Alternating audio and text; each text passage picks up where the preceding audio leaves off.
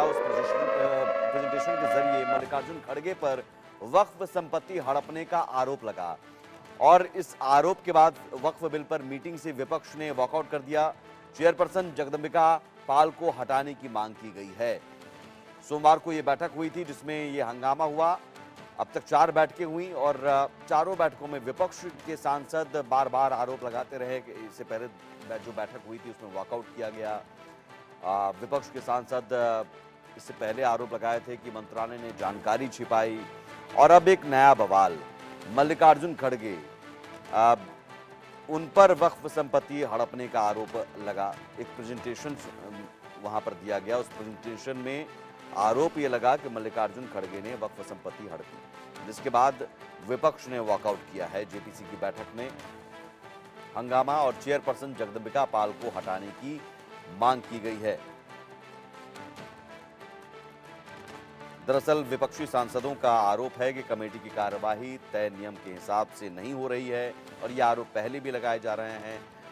Karnataka minority commission के पूर्व chairperson Anwar मणिपाड़ी ने एक प्रेजेंटेशन दिया, लेकिन ये बिल से जुड़ा ना होकर कर्नाटक सरकार और कांग्रेस प्रमुख मल्लिकार्जुन खड़गे को बदनाम करने के लिए था, यह आरोप लगाया गया। अनवर ने अपने प्रेजेंटेशन में खड़गे पर वक्फ संपत्ति हड़पने का आरोप लगाया, जिसका विपक्षी सांसदों ने विरोध किया। दरअसल मार्च 2012 में वक्फ के 2.3 लाख करोड़ रुपए के घोटाले का आरोप लगाने वाली मणिपाड़ी कमेटी ने तत्कालीन सीएम सदानंद गौड़ा को अपनी रिपोर्ट दी थी। अनवर मणिपाड़ी उस समय कर्नाटक माइनॉरिटी कमीशन के चेयरपर्सन थे और उन्होंने ही इस कमेटी की भी अध्यक्षता की थी। करीब 8 साल बाद सितंबर 2020 में रिपोर्ट विधानसभा में रखी गई। उसमें कांग्रेस के कई बड़े नेताओं के नाम थे और अब उसी रिपोर्ट को कहीं न कहीं प्रेजेंटेशन में दिखाया गया और ये बताया गया कि किस तरह से वक्फ संपत्ति हड़प भी ली जाती है और वक्फ संपत्ति के रखरखाव नहीं होने के कारण इन संपत्तियों को लेकर विवाद भी रहा है।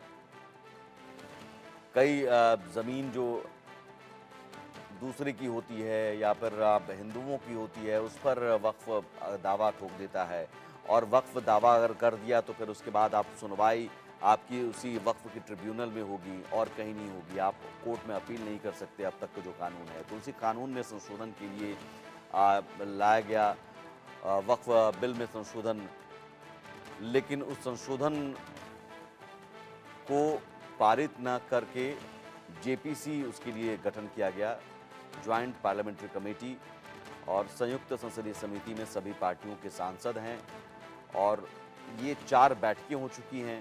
अब तक चारों बैठक में कुछ न कुछ विवाद हुआ है। दूसरी बैठक हुई थी, पहली बैठक में तो इंट्रोडक्शन हुआ, दूसरी बैठक हुई, दूसरी बैठक का विपक्षी सांसदों ने वॉकआउट किया। तीसरी बैठक में भी विपक्षी सांसदों ने कहा कि मंत्रालय ने जानकारी छिपाई, बहुत सारी जानकारी छिपाई। विपक्षी सांसदों का आरोप है कि जो बैठकें हैं वो नियम के तहत नहीं की जा रही हैं, कार्यवाही जो है वो नियम के तहत नहीं हो रही है। और अब तो एक बड़ा आरोप सीधे सीधे कांग्रेस के अध्यक्ष, राष्ट्रीय अध्यक्ष हैं मल्लिकार्जुन खड़गे, उन पर वक्फ संपत्ति हड़पने का आरोप लगा दिया।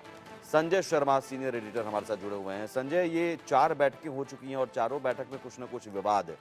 किसी बैठक में विपक्ष ने वॉकआउट कर दिया, विपक्षी सांसदों ने, किसी बैठक में कहा नियम का पालन नहीं हो रहा है, किसी बैठक में ने कहा मंत्रालय ने जानकारी छिपाई और अब तो ये बड़ा आरोप मल्लिकार्जुन खड़गे पर लगा, जिसके बाद वॉकआउट। सवाल है कि क्या जेपीसी बैठक को बार बार टालने की कोशिश हो रही है? देखिए, पूरी तरह से स्ट्रेटजी के नाते विपक्षी दलों ने कल बाइकआउट करने का फैसला किया था, क्योंकि कल जितने भी लोगों को बुलाया गया था जेपीसी के सामने वो कहीं ना कहीं वक्फ बिल का विरोध करते हुए नजर आए थे। सबसे पहले जमायत उलेमा हिंद के प्रतिनिधिमंडल को बुलाया गया था, जिसमें महमूद मदनी थे, जो खुद भी वक्फ बिल के सपोर्ट पर नजर आ रहे थे। तो वो भी बिल के सपोर्ट में थे। इसके बाद जब बुलाया गया था कर्नाटक माइनॉरिटी कमीशन के पूर्व अध्यक्ष अनवर मणिपाड़ी को, तो वो कहीं ना कहीं बिल के पक्ष में जबरदस्त समर्थन में खड़े नजर आ रहे थे और साथ ही साथ उन्होंने आरोप लगाया कि कर्नाटक में किस तरीके से जमीनों का घोटाला हुआ, वक्फ की जमीनों का घोटाला हुआ है, कांग्रेस के नेताओं ने किस तरीके से कब्जा किया है। उन्होंने बाकायदा कांग्रेस के राष्ट्रीय अध्यक्ष मल्लिकार्जुन का नाम लेकर के आरोप लगाया मल्लिकार्जुन खड़गे पर कि उन्होंने वक्फ की जमीनों पर कब्जा किया हुआ है और उनके नेतृत्व में वहां की जो स्थानीय कांग्रेस की सरकार है उसके नेताओं ने कब्जा किया। जब मल्लिकार्जुन खड़गे का नाम सामने आया तब फिर कांग्रेस के नेताओं को मौका मिला विरोध करने का। तो उन्होंने जो विरोध किया था, विपक्षी दलों के जितने नेता थे, चाहे शिवसेना के नेता की बात करें, अरविंद सावंत की बात करें, चाहे दूसरी पार्टियों के नेताओं की बात करें, तो वो सभी को मौका मिला। आम आदमी पार्टी के नेता संजय सिंह सबसे मुखर विरोध करने लगे कि आप किसी भी पॉलिटिकल पार्टी के नेता का नाम कैसे ले सकते हैं, क्योंकि संसद की जेपीसी, यहाँ पर किसी भी पार्टी के नेताओं के नाम नहीं लिए जा सकते। तो वो कहीं ना कहीं हो सकता है इसका उल्लंघन रहा हो, कोड ऑफ कंडक्ट का उल्लंघन रहा हो, लेकिन उन्होंने आरोप लगाया जेपीसी के अध्यक्ष जगदम्बिका पाल पर कि आपके रहते हुए जेपीसी में किस तरीके से पॉलिटिकल पार्टी के नेताओं के नाम लिए गए और उन पर आरोप लगाए गए। इसको बड़ा मुद्दा बना करके सभी विपक्षी दलों के नेताओं ने कल बैठक का बायकॉट किया और उन्होंने कहा कि हम इसकी शिकायत लोकसभा स्पीकर ओम बिरला से करेंगे। तो लोकसभा स्पीकर ओम बिरला से मिलने का समय भी मांगा है विपक्षी दलों के नेताओं ने।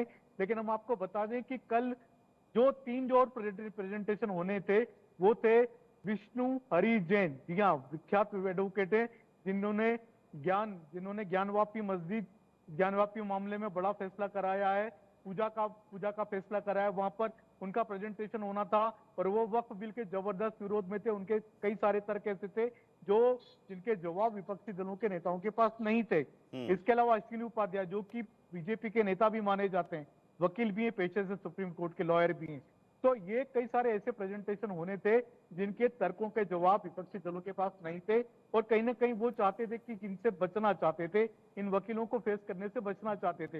हालांकि इसके पहले जितने भी वक्फ बिल के का जो विरोध कर रहे थे, कई सारे मुस्लिम लॉयर थे, उन सबके प्रेजेंटेशन हो चुके, वो सभी प्रेजेंटेशन शांतिपूर्ण हुए, लेकिन जो बिल के फेवर के जो भी प्रेजेंटेशन हो रहे थे, उसका विरोध करना तय रणनीति के तहत ये काम किया गया और इसको मुद्दा बना करके, बड़ा मुद्दा बना करके विपक्षी दलों के नेताओं ने तो अब बाइकाट। आगे क्या संजय? क्योंकि जेपीसी की बैठक इसलिए जेपीसी का गठन हुआ कि क्योंकि इस पर जो आम सहमति एक बनाई जाए, लेकिन आम सहमति बनती नजर नहीं आ रही है। हर बैठक में कुछ ना कुछ विवाद हो रहा है, तो अब आगे क्या? देखिए, आम सहमति बन नहीं सकती क्योंकि वक्फ बिल का जबरदस्त विरोध हो चुका है, लाइनें खींच चुकी हैं, कौन बिल के फेवर में, कौन बिल के फेवर में नहीं है। जहां तक बीजेपी और उसके सहयोगी दलों की बात है, तो उन्होंने कहा था कि पहले हम जेपीसी में इसको मामले को डिफर करें, उसके बाद में हम बिल का सपोर्ट कर देंगे। तो जेपीसी बना करके सबकी बातें सुन ली गई हैं, सबके कंसेंट और डिसेंट नोट ले लिए गए हैं। तो आप कह सकते हैं कि एक तरह से जेपीसी का काम पूरा हो चुका है। कई सारे शहरों में जेपीसी की जो टीमें हैं वो दौरा भी कर चुकी है, चाहे मुंबई की बात करें, अहमदाबाद की बात करें, हैदराबाद, चेन्नई, बेंगलोर, तो देश के जितने बड़े शहर हैं वहां पर सब जगह जेपीसी की टीमें जाकर के दौरा भी कर चुकी हैं, लोगों से मिल भी चुकी, उनकी राय भी जान चुकी। तो रायों का जो बुलंदा है वो लगभग करोड़ों के आसपास आ चुका है, 50 लाख के ऊपर राय आ चुकी है। तो इतनी राय जो आ चुकी है उसको ठीक करके, उसको ठीक तरीके से रख करके जेपीसी अपनी रिपोर्ट को विंटर सेशन के पहले सप्ताह में पार्लियामेंट में सबमिट करेगी और ये आप मान के चलिए कि विंटर सेशन में ही केंद्र सरकार वक्फ बिल को पारित करा लेगी। लेकिन जो राय आए, फीडबैक आए, उस पर भी निशिकांत दुबे जो सदस्य हैं उस पर भी सवाल उठाए गए थे कि 1 करोड़ 25 लाख से ज्यादा फीडबैक